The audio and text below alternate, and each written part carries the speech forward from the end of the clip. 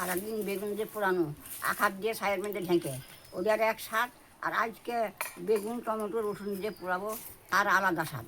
দেখো বন্ধুরা, আজ আবার কেমন করে পোড়াই। জলে যে বসিয়ে দিন, এখন তেল মাখিয়ে দিয়ে এখন বসিয়ে দিন।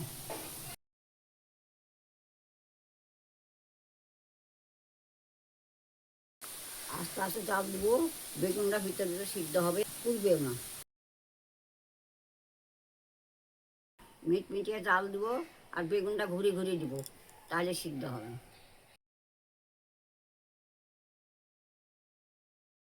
তোর দাদু বেগুন পোড়াইয়া বড়ি সিদ্ধ করে দিয়ে আলু সিদ্ধ করে বড়ি দিয়ে বেগুন পোড়া দিয়ে মাইকে খাতো, খাতে ভালোবাসতো। আমরা মুখরি পোড়াই। তাহলে ঠাকুমা বড়ি কেন দিলে না? আর একদিন আমি করে বেগুন পুড়িয়ে বড়ি সিদ্ধ করে তো খাওয়াবো। আচ্ছা ঠিক আছে।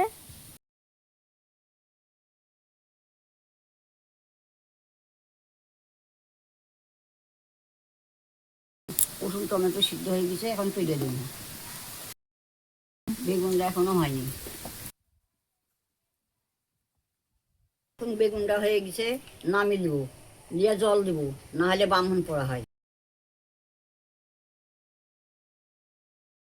বেগুন টমেটোর রসুন এখন বিনিয়ে দেবো, তেল লবণ দিয়ে মাখবো।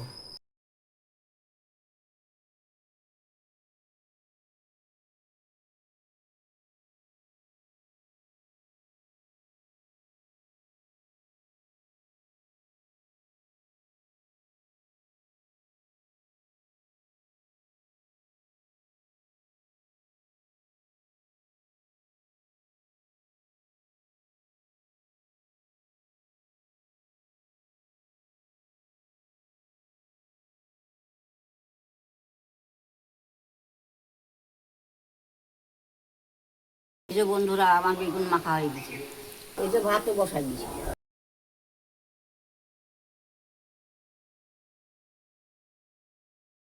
সকালবেলা গরম ভাত আর বেগুন পোড়া সেই স্বাদ।